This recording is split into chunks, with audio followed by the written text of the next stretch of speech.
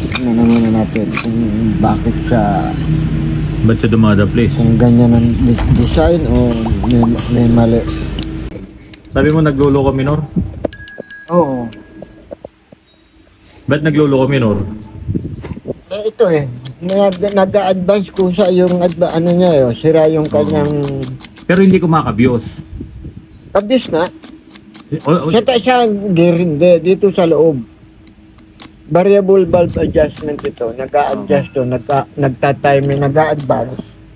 Ngayon kung naka-minor ka, ito naka-advance sa minor, o di palyado minor, dapat mag-a-advance siya sa speed. so sira yung BBT ah. Variable niya. Kaya gano'n na nanginginig. Kasi yun ang pinapaalis niya dyan eh.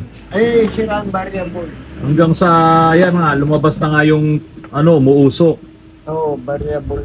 Ay nako, itong sasakyan na to, yung mekaniko niya wala naman tayong sinisisi. Kaya lang, nagba-vibrate, hindi maganda, minor. Kung ano-ano ang itinuturong may problema, yun na nga lang, talagang kailangan namin i-top overhaul kasi umuusok ng puti. Grabe usok ng puti nito eh. Talagang tinatapon na yung langis. Ang duda namin ni Chief, talaga, valve seal. Valve seal or valve guide, titingnan natin. Pero modelo pa to, hindi basta-basta bibigay ang valve guide. Kaya lang, kung ganun nga na yung nito, yung BBTI, may problema, pwede rin talagang mag-cause ng umusok ng puti kasi nililito niya itong mga barbula dito sa intake Nawawala sa timing. Nawawala sa timing durug-durug yung valve seal Ay, meron na. Sira. Sira Tsaka malutong na. Ba't nang aga, no? Malutong ayaw naman sabihin ni sir kung ginagrab niya to Tinanong ko dito kung ginagrab Valve seal. Sira una pa lang yan. Anong barbula yan? Number 1. Number 1. Number 1 ang intake. Nakita na namin yung problema.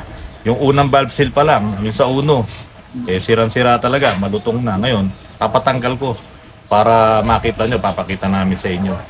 So, itong mga ganitong makina, 3-cylinder, kahit ito walang problema, medyo manginig talaga. Gawa nung talagang hindi balanse ang piston nito. Hindi perfect ang balance. Hindi perfect. Dahil nga 3 cylinders lang. Ngayon, sira na nga yung BBT. Ma-advance ngayon yung timing niya. Lalong manginginig yan. Tapos, sira pa yung valve seal. Kaya umuusok. Kaya ang problema, ang daming pinapalitan. Pinapalitan yung, yung PCB. Tapos may sinaram pa, sinakal. Kasi nga pagka hindi daw sinakal nag-high RPM, nagwa-wild. Paano nga, may problema nga dun sa BBTI nawawala sa timing kaya nagwa-wild. Ngayon, sinara niya yung PCB. Pinatay niya, dinisable niya. Talagang pununan ng langis yung tambucho. Tumatapon talaga doon sa tambucho sabi niya, sir, pag uminit po kasi, doon daw umuusok ng puti. Kasi nga, umiinit yung tambucho. So parang sinusunog mo na yung yung mga langis doon sa tambucho. Naipon yung langis sa tambucho. Naiipon. Pag uminit, galing na sa tambucho yung galing na sa tambucho yung langis. Ito yung exhaust niya. Ayan. So dito nakakabit yung exhaust manifold. Dapat ito hindi basa ng langis. Dapat yan ay tiyo. Kung meron man yan, nakakakita ka ng nagkakarbon siya.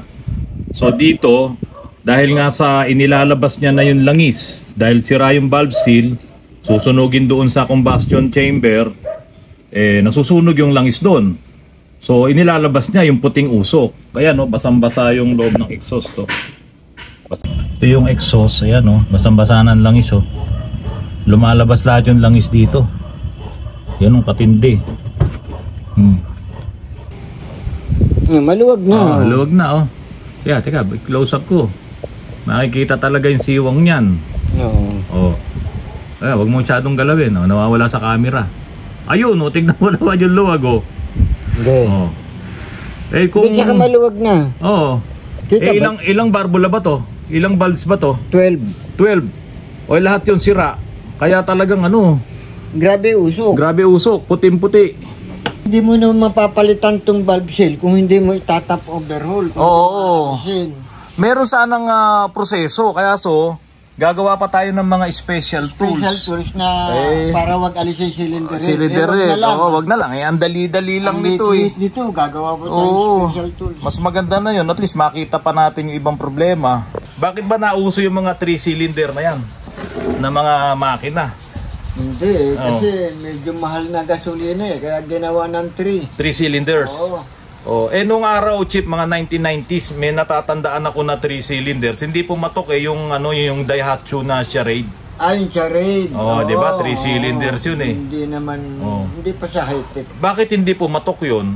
Hindi, mahina Mahina talaga sa ahong kahit na walang diferensya. Mahina talaga. Pero Japan yun, di ba? Daihatsu.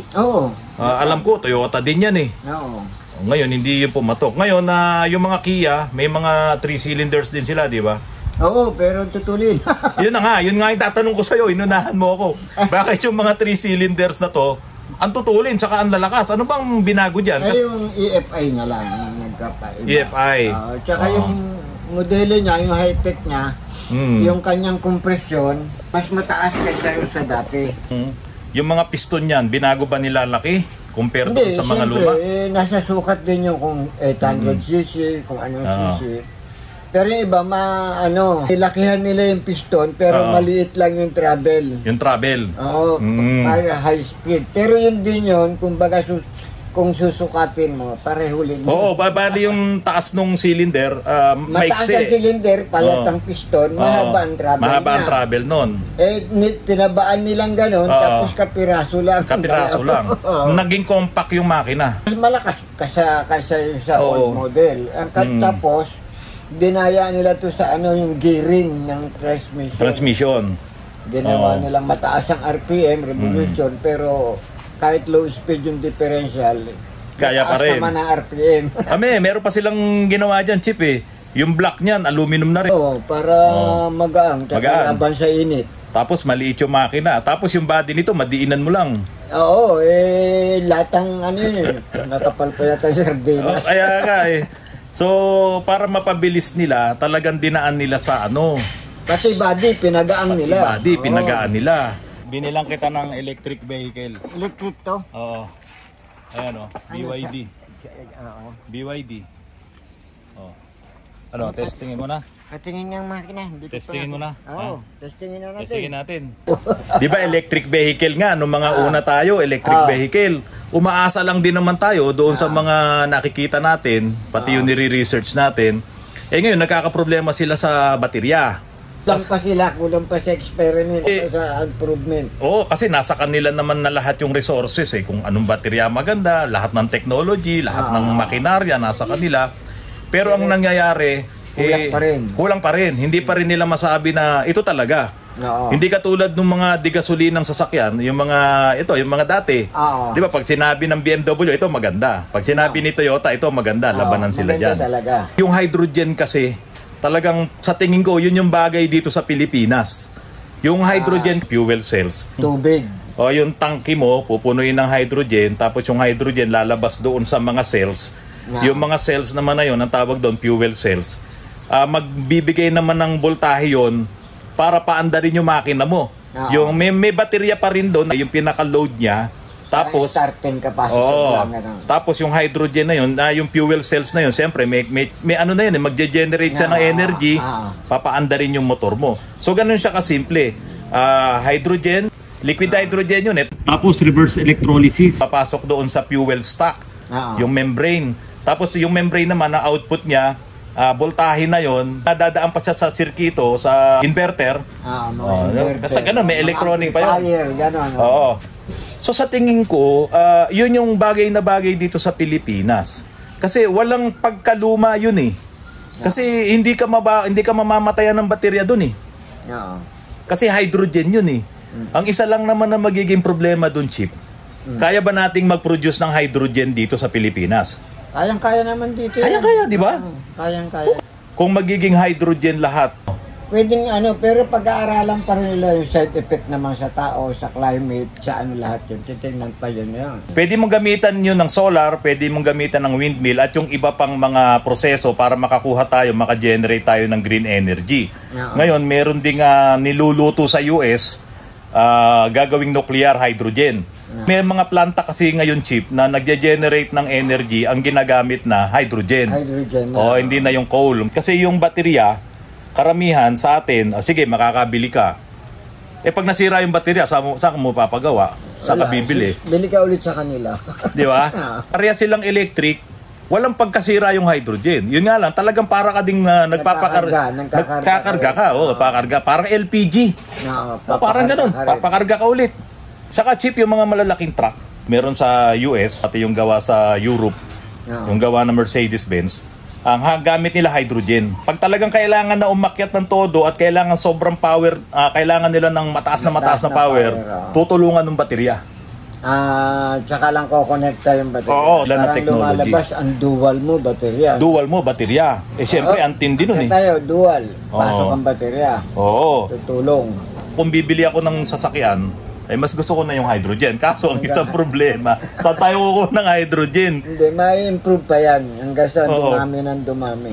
Ayaw nila magbenta, mahirap mamuhunan. Sana itong gobyerno natin, saka yung mga Shell, Petron, Caltex, kayang-kaya nilang magtulong-tulong para hydrogen talaga ang ang maibenta na nila. Ang maibenta dito sa Pilipinas. Yung kasi unlimited na yun. Biro mo hydrogen eh. Itong hydrogen, 5 minutes puno ka na eh. Ganun. Oo, ang bilis ng karga eh. So kung hydrogen talaga, pagdating ng kakargahan mo lang, okay na. Yari ka na. Biyahe ka na. Ang tanong lang dito, syempre mahal. Oo, mahal si Medyo. Mahal yan. Mapapamahal yan sa una. Pag tagal-tagal niya at in demand na kayang-kaya na ng tao yan. Si China, doon siya sa battery kasi marami silang lithium ion, kayang-kaya nilang gumawa nun. Si Toyota saka si BMW, hydrogen kami. Hydrogen. Siyempre, ang sana makapasok dito sa Pilipinas ay yung technology na yan. Ng Japan. Ng Japan. Kasi sa totoo lang, Chip, kaya nating mag-produce talaga ng hydrogen. Ang daming tubig dito. Ang kailangan lang dito, pera. So yung gobyerno, wag lang mawala yung pera, makakapag-produce tayo ng ng hydrogen. Kasi marami tayong tubig eh. Tsaka yung yung Petron, yung Shell, yung Caltex, saan ba sila kumukuha ng langis ngayon? Sa Middle East. Ngayon pag hydrogen, saan sa Middle East pa rin ba sila kukuha? Dito na lang sa Pilipinas. Hindi na magmamahal yun.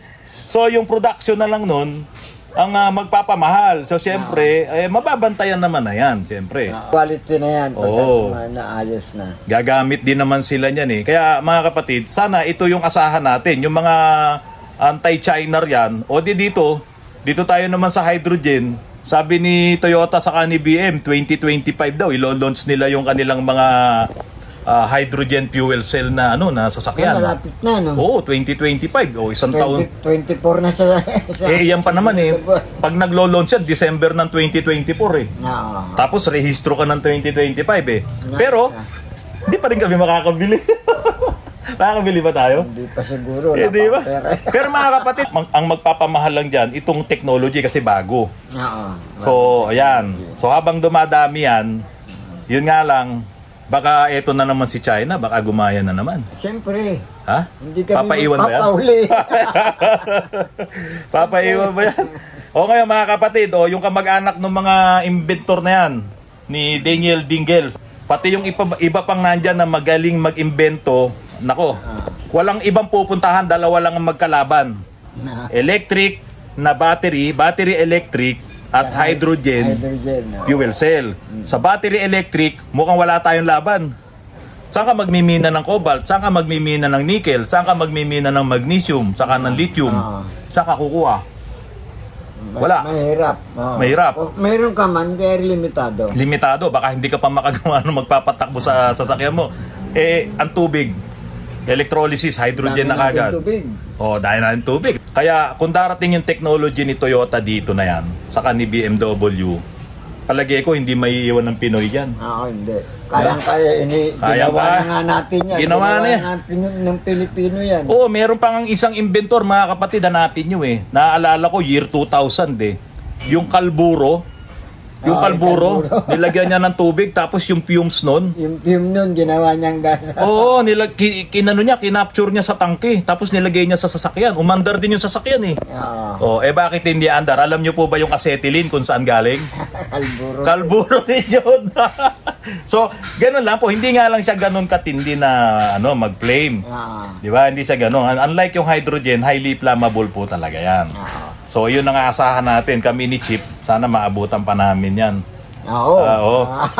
Pero by the way, mga kapatid, wala pa yan. Malayo pa yan. Ikinekwento lang namin sa inyo. So, lahat ng mga sasakyan nyo, tulad nito, modelo pa to, sira-sira na. So, nandito kami, welcome lahat ng mga sasakyan, ng mga internal combustion engine. Oo. Ay, eto, hanggat malakas tong kumpare ko. Kayang-kaya natin. Kaya pa yan. Hanggat pinapanood nyo yung mga vlogs namin. Oo. So, mga kapatid, yan muna. Maraming salamat po sa pagtangkilik nyo sa aming mga videos, sa aming mga vlogs.